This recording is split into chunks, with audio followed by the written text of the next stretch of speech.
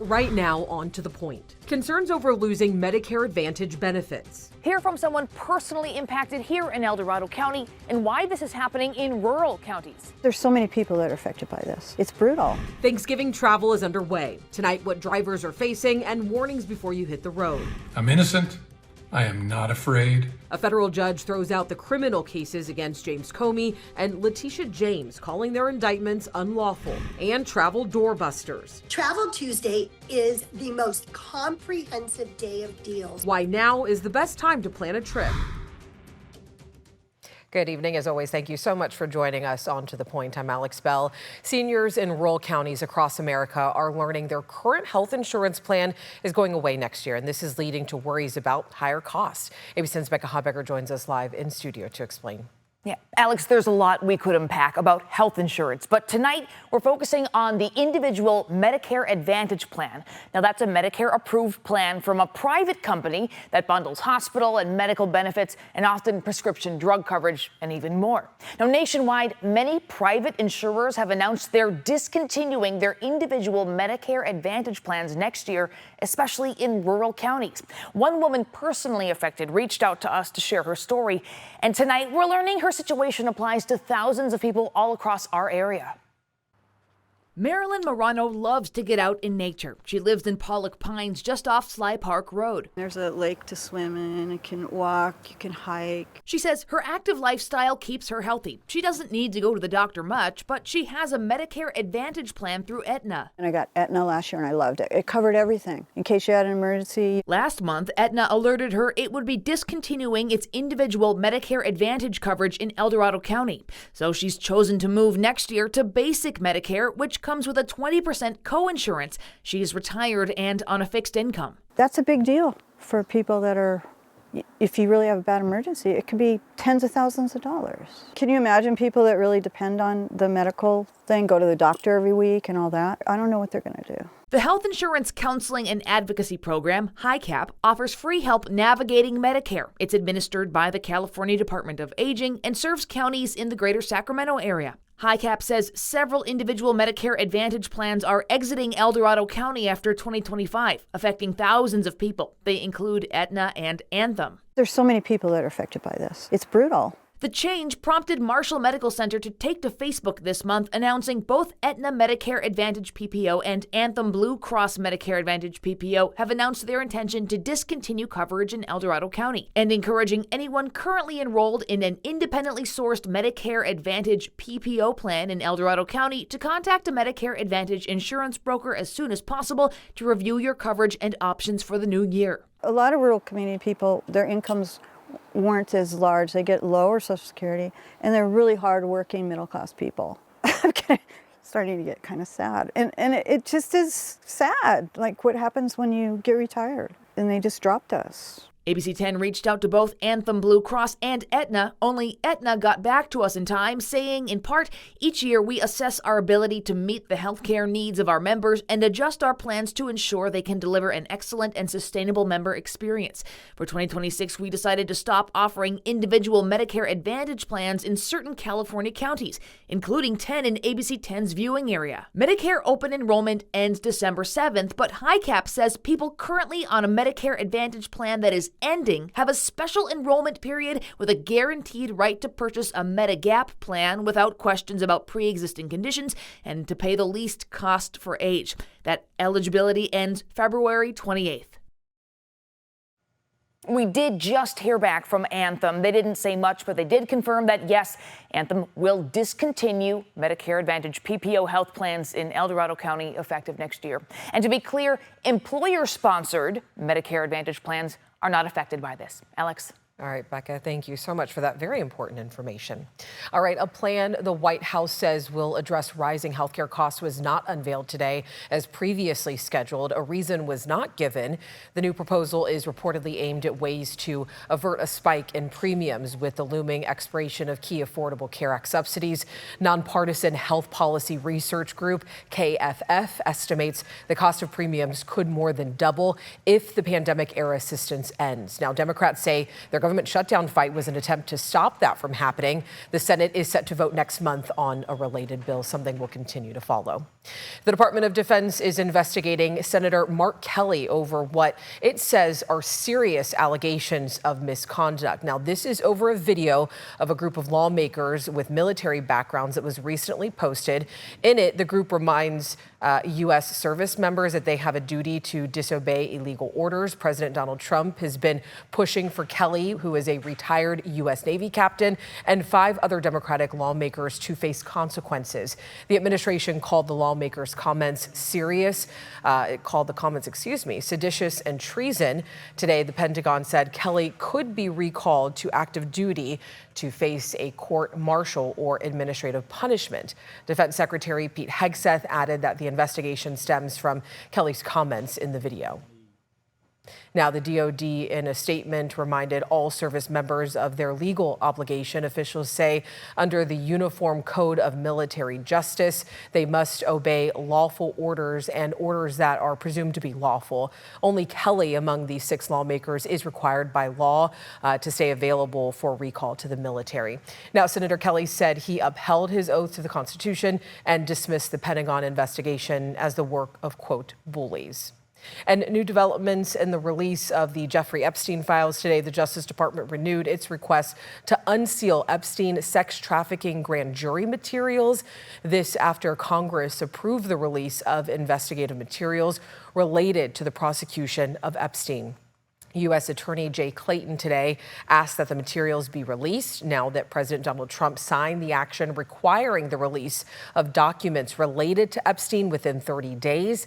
A judge rejected a request earlier this year to release the grand jury materials publicly. The cases against former FBI Director James Comey and New York Attorney General Letitia James are now dismissed.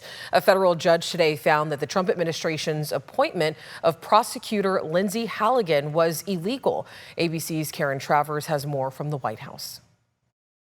Today, the criminal cases against former FBI Director James Comey and New York Attorney General Letitia James have been thrown out by a federal judge in Virginia. Their attorneys had argued that Lindsay Halligan, the prosecutor President Trump handpicked for the job, was illegally appointed. Justice Department lawyers said that the Attorney General has the authority to make successive interim picks. But today, federal judge Cameron McGowan-Curie called Halligan's appointment invalid and the indictments of James and Comey unlawful exercises of executive power. She said Halligan had no lawful authority to present the indictments. It is our position that Lindsay Halligan is extremely qualified for this position, but more importantly, was legally appointed to it.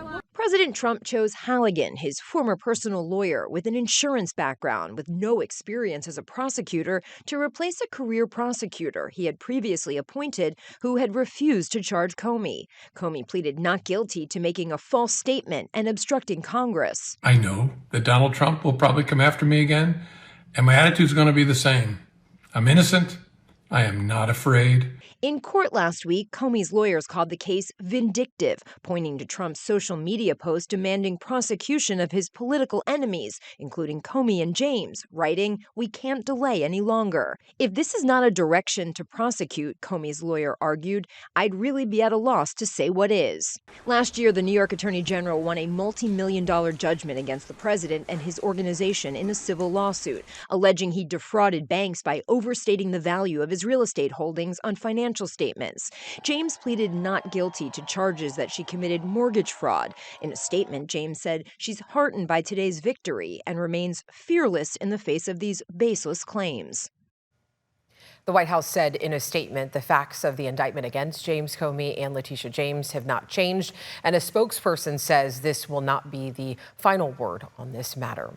Representative Marjorie Taylor Greene announced on Friday that she will leave her seat in January amid a public falling out with her longtime ally, President Donald Trump. Sunday, Greene on social media denied a report saying that her decision to resign from Congress was driven by a desire to enter the 2028 presidential race. Greene said the amount of time and effort to run for president would be exhausting and futile. Greene's announcement came days after a very public spat with President Trump, where she accused him of being too focused on foreign policy. Still ahead on To the Point, millions of people are traveling for the Thanksgiving holiday. What drivers need to be on the lookout for when you're hitting the road. And Travel Tuesday is back again, and it could save you big numbers on flights, hotels, and vacation packages. How to score them before they're gone. And we've got more fog on the way. Dense in the morning, some partial afternoon clearing. I've got a look at Futurecast coming up after the break. But first, another headlines tonight. One of the girls convicted in the 2014 Slender Man stabbing is back in custody. Authorities say 23-year-old Morgan Geyser cut off her monitoring bracelet and ran from a supervised group home on Saturday night. She was found 150 miles away. Geyser was convicted of stabbing her classmate when they were both 12 years old. NBA Hall of Famer Chauncey Billups was arraigned today on charges linked to luring people into rigged poker games. He pled not guilty. He and more than 24 others face charges of wire fraud, conspiracy, and money laundering conspiracy. Billups is on unpaid leave as head coach of the Portland Trail Blazers. And a new crystal ball will be dropped in Times Square to ring in 2026. The ball was unveiled today in New York City as it made its inaugural climb up the 139-foot pole. It has more than 5,000 Waterford crystals. This is only the 9th time the ball has been updated since the tradition began back in 1907. Welcome back in. With just a few days to go until Thanksgiving, the holiday travel rush is already here. And you know, AAA predicts that around 82 million Americans will travel 50 miles or more between tomorrow and next Monday. The agency says that is a record. In the Valley, many of those travelers will have to deal with some pretty thick fog. Officials are hoping that those holiday travelers will, of course, be extra careful. It's that time of year. Fog rolls in, and you don't want to drive faster than you can see. So slow down. Also, if you see flashing lights on the highway, move over if it's safe to do so into the next lane. Officials also ask people not to use those high beams when it is foggy out and avoid distracted driving. And of course, never, ever, ever drive while intoxicated. Brendan, I hope that goes without saying. But let's take a look at those conditions on the road because you are tracking that fog. It can be pretty dangerous. Yeah, dense fog's nothing to mess around with. Your visibility can be just a few hundred feet, maybe even less than that at times. Now, through the afternoons, we're not tracking dense fog. We just have those low clouds. And as we look at the loop from satellite from today, through the visible hours right after sunrise and before sunset, you can see how the fog just really didn't go anywhere when you're south of Sacramento. We had some lifting north of the capital city, a little bit of lifting out through the Delta, but really most of us were really socked in under that fog this afternoon, and it's starting to lower. So we're starting to see some more orange and red colors here. That's lowering visibility. That's mainly on the northwest side of Sacramento, a little bit out here along Highway 4, just to the west of Stockton. So